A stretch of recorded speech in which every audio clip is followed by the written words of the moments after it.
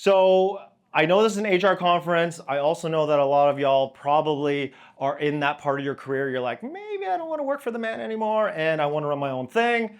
So this might be something, might be a guide. I don't know what it is. Anyway, so this is me, a little bit about me. So I started this company, Ballistic Arts, in 2002. Like we heard, above my parents' garage, and I kind of built it up from there. We've won a bunch of awards. I went to SFU, so I'm a local boy. Actually, one of my fellow high school friends or Coquitlam friends are here. I also, so we have clients all over North America. I'm a co-host of Marketing News Canada, Canada's #1 podcast in all things marketing, advertising, and communications. And my claim to fame was I got to interview Chris Hadfield. He's a hero of mine. And I started a content channel because I'm not busy enough earlier this year called TED. It's really because I mentor a lot of entrepreneurs and they ask a lot of the same questions. I just wanted to put it somewhere so I can kind of scale. All right, so let's go back in time, 2019, so that's 5 years ago. Being in business, you're gonna get punched in the face. That's just the way it goes. In 2019, for whatever reason, there's about 16 months where life didn't really work properly. So business wasn't going well, broke up with my business partner of 16 years at that time. That split was not great. We were losing 50 grand a month for like 6-7 months in a row, month after month after month. 80% turnover. So for all y'all HR people, all the stuff you guys talked about, I f***ed up on every single one of the things that you talked about, okay? 80% turnover, 1-star Glassdoor reviews. So if you want some fun reading, please just feel my pain. Obviously the marriage wasn't so great. I actually have a really good marriage. My wife and I never fight, but in that 8 months, I got yelled at like every 2 weeks. So a lot of severe depression. I know, laugh at my pain, all that kind of stuff, but it was actually really serious. I fired 2 shrinks, finally found somebody that actually worked for me. So if you are going through a tough time, please seek help.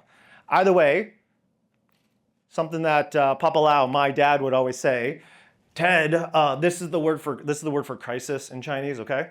And what it means is a combination of danger and opportunity. And he's like, whenever you're in the shitter, he doesn't say shitter. Look for the opportunity, because whenever there's crisis, there's always danger and there's also always an opportunity. So that's how I think a lot of entrepreneurs make your own luck. So I would encourage you to consider that. So there's a book called Blue Ocean Strategy. This book, as an entrepreneur, I read a lot. This book is really cool. The companies they talk about are kind of dated now. It's like Cirque du Soleil and some old wine companies. But the idea is that in business, you're gonna get commoditized and you're gonna have a lot of competition, and that's the red ocean. Imagine you're a bunch of sharks, you're feeding on stuff. And if you have a lot of competition, you're gonna get commoditized and you're gonna race to the bottom. So if you're able to find blue ocean, new business strategy will help, new markets, new ways of looking at business, that's a way to go. Now, it wasn't like I read that book and I'm like, oh, I got this new great business idea I'm gonna do. Instead, I read another book called Predictive Revenue. And it talks about, if you don't know what you wanna do, go and talk to your best clients and figure out maybe what they want. So drinking beer with some clients, and I ask, hey, oh, by the way, I run a marketing company. I should have said that. But so I'm interviewing these clients, and they're like, hey, I want you guys to get into social media marketing. This is what my client said. I'm like, really?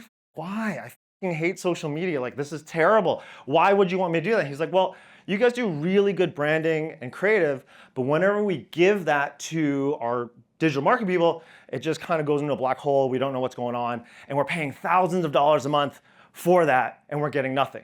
And all I heard was, you're paying someone thousands of dollars a month? I'm like, okay, well, I'll take some of that. And so I'm thinking, well, I'm drinking beer. I'm like, if I'm paying someone $1,000 a month and I'm not getting anything in return, maybe I should do something about that. So I was like, what if I got you business? And this client, who's still a client to this day, he's like, Ted, if you got me business through marketing, I will never leave you. I'm like, okay, maybe I got something. So remember, I ran a creative agency. I didn't do any digital marketing. I barely knew how to turn on Instagram at the time, okay? So I'm like, but I got this business idea. What should I do? So I went to this school called Brain Station. I think they're on Granville. And they got me, it's a 3-week course. And you're supposed to do, it's me and a bunch of 20-year-olds. And I'm sorry if you guys, there's some 20-year-olds here. But anyways, like, the old dude, 20-year-olds. And I'm like, what am I doing here? And they're like, okay, so your final project is to make a business, like a marketing plan, strategy, digital marketing strategy for a business, make up a business. And I'm like, I'm not gonna do that. I'm gonna use it on one of my clients. So I'm done my final project. The teacher's like, this is really good. I then remove the Brain Station logo off of the presentation, put my logo on it, and I give it to one of my clients. And I'm like, hey, what do you think? And the client's like, oh my God, that's exactly what I need. I'm like, really? How much do you think you'd pay for that? I don't know, about this much. I'm like, funny you should say that. That's exactly how much I was gonna charge. And boom, I got a new business model, right? So that's kind of how I did it, and this is kind of how I live my life. There's another story here. I know it's supposed to be like 5 minutes, but in The Simpsons, Homer Simpson loses his job, and all of a sudden, the family all has to get jobs. And Marge goes, I'm going to teach piano. Lisa goes, the daughter, Mom, you don't know how to play the piano. And Marge goes, I just gotta be one lesson ahead of the kid. And that's how I live my life. Okay. Now, just because I started this new business model does not mean it actually worked. In fact, so we're promising to get leads. Yeah, we're getting business for some people, and some people it didn't really work. So we had to figure out why some of our businesses worked and some of ours didn't. And so in business, you said fail a lot, right? So you gotta learn to fail. And I had this one client who said, I've never met him before, and he was like, you people have screwed me out of so much of my money. And I'm like, and this is an HR room, so I'm like, you people, what are you talking about, right?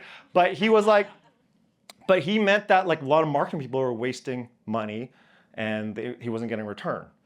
Yet we were able to, within 6 weeks, turn his business around.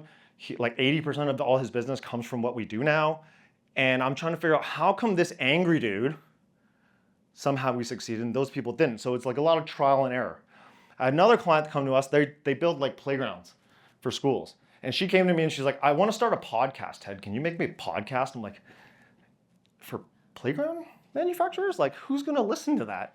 She's like, I don't know, my competitor's doing it.